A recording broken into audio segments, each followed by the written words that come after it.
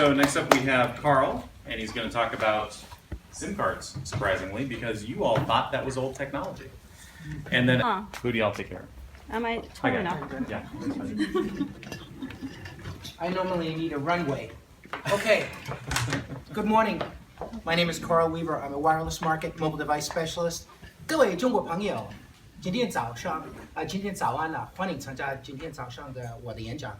我的演讲是跟那个前日式电信卡有关的。Namaste, Shuswakatam, Apkaisehe. Good morning. I'm a China and India wireless market mobile device specialist. I am left-handed. Who's left-handed here? Come on, somebody. You See, so One out of 20. unless you're left-handed, you truly don't understand that we're the most creative people. Backlash.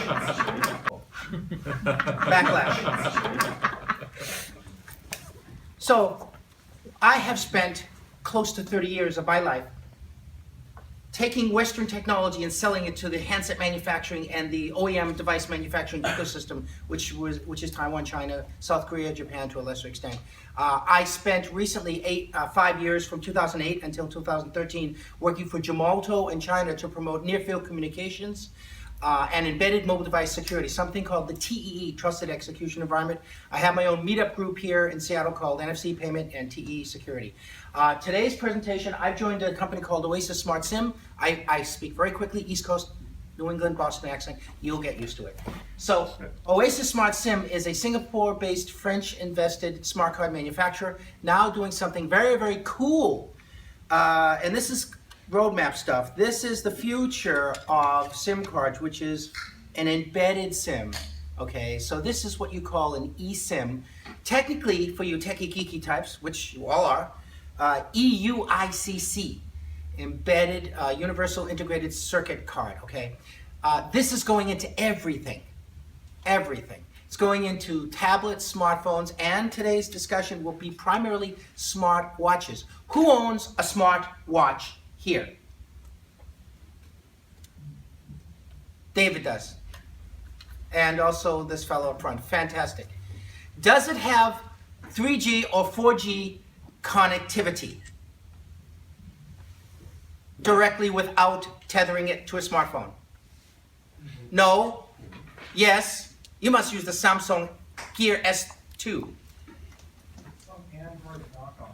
Yeah, from China. Okay. So today's presentation is called The Rise of eSIM. Go back.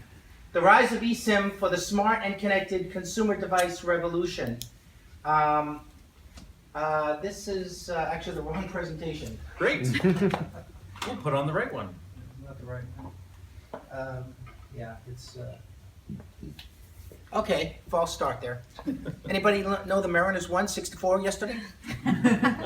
Yeah. That's a good segue. Felix won. Fantastic. Who thinks the Mariners are going to be a wild card in the playoffs? Two of us. Must be left-handed. Okay. All right, here we go. The rise of wearable payment smart watches with eSIM connectivity and subway transit ticketing.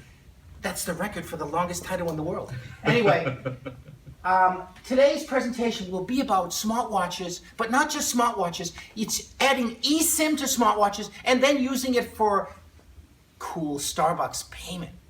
Apple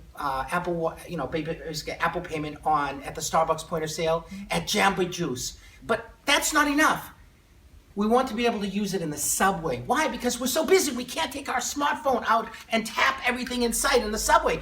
You're gonna lose it, you're gonna drop it, you're gonna break it. So smartwatches are really the evolution. Why? Because it's the lowest price point for a connected, smart and connected device. See, it's the price point here that I'm talking about. Next. So, as you can see here, okay, so Apple has the lead for smart watches. But Apple's smartwatch is not 4G or 3G. It's not wirelessly connected to the WWAN, wireless wide area network. No. It's Bluetooth connected back to the iPhone. That was done purposely by Apple. In the meantime, Samsung came out with a Gear S2. LG has an Urbane, which has 4G LTE. The Gear S2 has 4G LTE. Hello, Apple. That fruit sounding company, right? they will probably, but I'm not sure, have connectivity on their next watch. Okay, that's rumor, right? So anybody from Seattle Times here, forget that. That's just rumor. But my opinion is it's quite possible. Look at the situation. This is where smartwatches are going. Now I know you probably don't have a smartwatch and you say, I have a cell phone, I don't need a smartwatch. You do. You do, because it'll be the cheapest point for an IoT device as well. It will be the cheapest entry point. And those Chinese knockoffs are coming. Between $100 and $150 are what you're going to see coming down the pipeline in a month or so. They'll be coming. There's one company I'll tell you about called Mobvio, okay? Really cool. Google invested company. But look at the situation. The watch came first, then the smartphone came next. Now it's basically all about smart watches. Next, here we go. All right, wearable technology. It's fueling transit subway. Now, not here in America. We're damn laggards. We're laggards with this NFC. We think NFC means National Football Conference. Is that true? We do. Okay. Yes, it's both. But we care about the Orca card, right? We care about this thing. We care about this Orca card. We care about taking it out. We care about making transit. Where the heck is mine? Here, I've got two. Look at that. I've got the Clipper card and I got the Orca card. Hello, hello. We care about using this in the subway, right? On the buses, in the ferry. It's going away. It should go away. Why? Because it can be put on a smartphone now. Why the hell has Microsoft not just given Sound Transit an app to put it on on mobile devices, maybe their own devices? Why has that not happened? I don't get that. Do you? I don't get that at all. But anyway, it doesn't matter because it's going on to smart watches too. So I'll be able to use my smartwatch and enter the bus and just tap. So simple. This is what's happening in Asia, happening in Europe. Hello, America. We're laggards. We're the last country to be doing this stuff. Okay, enough. My blood pressure is low now. All right, or high now. Mobile payment growth is going to be fueled by the demand by wearable devices using NFC. Bank level security is not PayPal. Bank level security requires encrypted, secure, tamper-resistant technology, okay? Something we call the TEE. Now, the situation is these smartwatch vendors could do one of two things. They could provide a virtual piece of software that acts like a SIM card on the open operating system of the smartwatch, right? Not safe, not secure. So you have to take that application. It's nothing but an application that connects directly to the CPU of the mobile device, mobile apps processor chip, right? If you put it inside this thing called the TEE, the Trusted Execution Environment, right? Then yes, it can be safe and secure. By the way, Microsoft's Trusted Computing Module, it's all connected with this TEE stuff. Why? Because ARM owns the wireless platform. 98% of the world's wireless platform is ARM, right? Now going to be sold to SoftBank, right? Anybody know that? You don't know? Oh, guys. So that's the way you can get a virtual operating system on a smartwatch. But what's actually happening with the more famous brands like Apple and like Samsung, probably Huawei and all these other companies, they're going to use this embedded eSIM technology, and they're going to embed it. But it's nothing but a physical piece of it's a chip. It's similar to this. It's got 8 pins to connect the technology. But it's really just the same thing. The key is what you can do after we embed the SIM. After we embed the SIM into your device, that device becomes yours. That device is owned by you. Let's say I'm putting it into this. I'm putting my 4G module into this, right? Means I own this, number one. But number two, I can set up the subscription. I don't have to rely on an operator to do that. Isn't that cool? It comes with a default profile, which is technically blank, right? It comes with a default profile. That profile you can set up.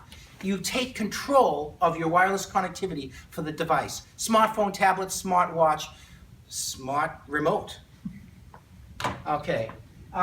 Smart wearables, they demand security. You can't really, for payment, you have to have bank level security. And this contactless smartwatch service is actually going to be used in major subway systems around the United States. But in China, there's a company called Shua.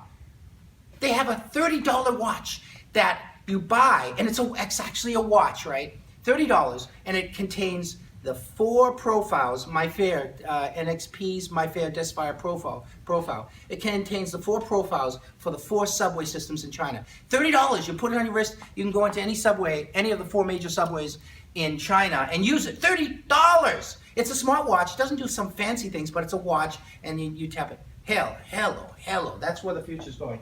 Next. So this is a company called Movio. Remember this company because this is a Google invested company and they're selling a smartwatch for about $120 to $150 and they're going to enter the US market in September. And this smartwatch, I mean, look at, they're really cool. Okay, they're not ugly, they're really cool. That's just this company here. There are a bunch of other companies. The famous Xiaomi, the company who most Americans can't pronounce the name. Xiaomi is a Chinese company that uses a virtual SIM card. They do nothing with real SIM cards, and they don't sell through the operator network. They're coming out with something called Mi Bunny, which is for kids. The ability to to call or send text into a watch that the children wear. This is cheap. Hello. Oh, okay. But what's really important is this multi-IMSI technology. Does everybody know what an MVNO is? It's called Mobile Virtual Private Network. It's basically like, well, it's not the 4 major networks. It's Mobile Virtual Network Operator. Yeah, Mobile Virtual Network Operator. Now these are now actually selling what we call multi-IMSI.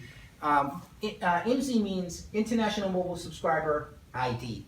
Basically, Apple has a tablet right now that has an Apple SIM. When you put the Apple SIM in the tablet, right, you can roam all over the world and use this multi-IMSI technology, and you can basically set up a week, a month, a year to roam to China or to Spain, and you can set up the service through this multi-IMSI. They have an MVNO called Gig Sky. I don't know if anybody knows this, but if you have a tablet and you want to roam to another country, doesn't matter, a month, a week, a year, you can set up through Gig Sky. Okay, you can set up services for your tablet. That same thing's going to happen for the smartwatch. It's also going to happen for the smartphone. The smartphone is very sensitive. It'll be the last thing to use an embedded SIM. Smartwatches, well, they're cool, but what's the problem with smartwatches now? Size. I'm not going to wear this huge thing on my hand. It looks ridiculous. But the Samsung Gear S2 is actually very cool. Number 2 is the power. I mean, I don't want to charge this thing every 20 minutes. So technology is allowing for power reduction. It's really about the chips. It's Qualcomm chips and also MediaTek chips. These chips are lowering the power, reducing the size, and then this ability to have a sense. So it'll actually sense that it's your arm and it's your body and it's your biometrics basically being used to verify, authenticate. And then there's the connectivity. It needs the 4G LTE. Well, that's the embedded SIM. Next. Okay. Now what I'm involved in, this embedded SIM card technology. We're an operating system vendor, but we also produce the SIM card OEM. So we're an embedded operating system vendor for smartphones, tablets, and smartwatches. But the key here is this M2M standard, which is the connected car. Did you realize that right now in the high-end cars, you can put a SIM card into the car and it has 4G connectivity and then it allows you to have Wi-Fi in the car? Does anybody have a high-end car? You? No. Neither do I. I have a Toyota Prius. It's sitting right outside.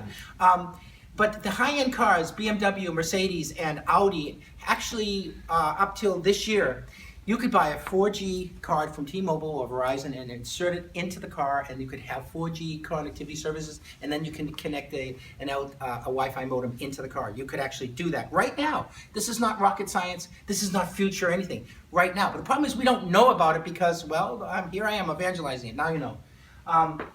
But there's a standard too. So the M2M side of this, connected cars are considered industrial, considered M2M.